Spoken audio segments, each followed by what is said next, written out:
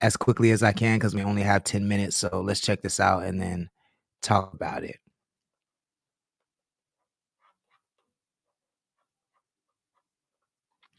If you asking where the real gangsters when you need us, we probably up a stand a pile up while you in the bleachers.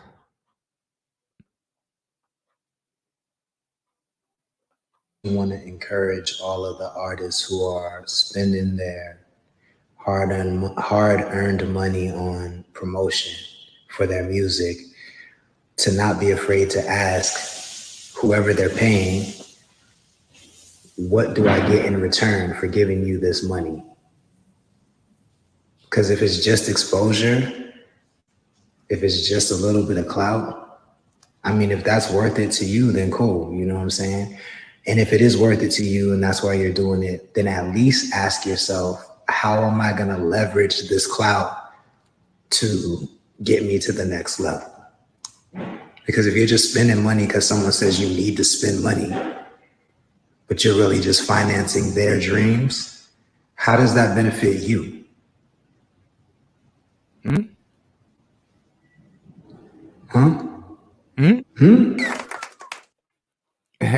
Oh, and then look. Oh, y'all, I gotta show y'all this. Look at Meg Thee Stallion just shamelessly.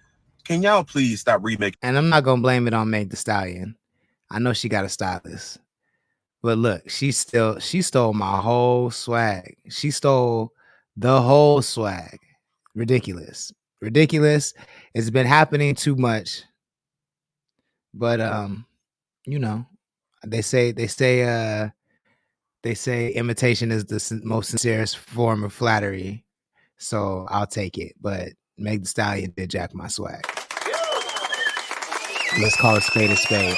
But anyways, so back to my statement, man. I mean, I think this statement comes from, I'm just seeing so many people who have not, in my opinion, earned the right to charge for any of their services because they don't perform or produce at a high enough level to be charging anyone for any services, charging right away. And I had a conversation with Casey Family about this maybe a week or two ago, just about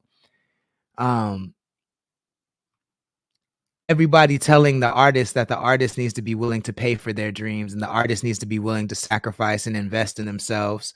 But then the for some reason it never applies to the studio owner or the videographer or the photographer. They don't have to. I mean, all they have to do is buy their equipment. Once they buy their equipment, they get to charge everybody whatever they want. But it's not like they're bringing.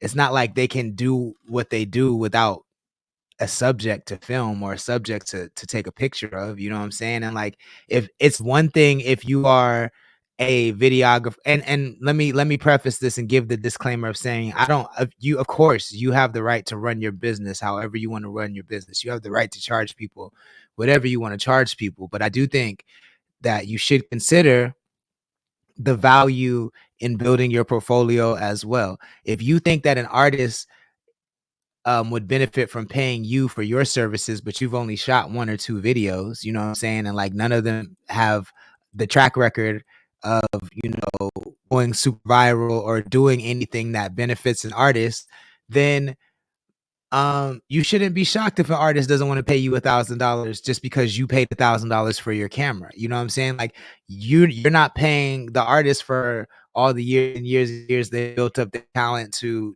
be able to write and rap and perform the way they do. You don't care about that. So don't get mad. I mean, at the same time, the same way an artist should not be upset when someone says I charge X amount for my services, that service provider should not be upset when an artist says no, your services are not worth that to me. Because or if I ask you as a service provider, what does, besides like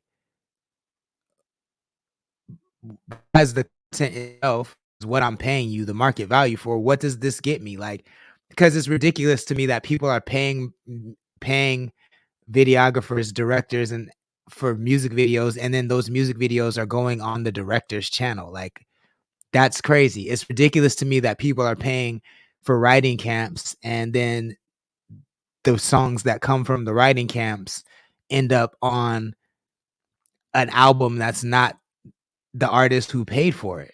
You feel what I'm saying? Like, do the artists even own these songs at the writing camps that they're paying to go to?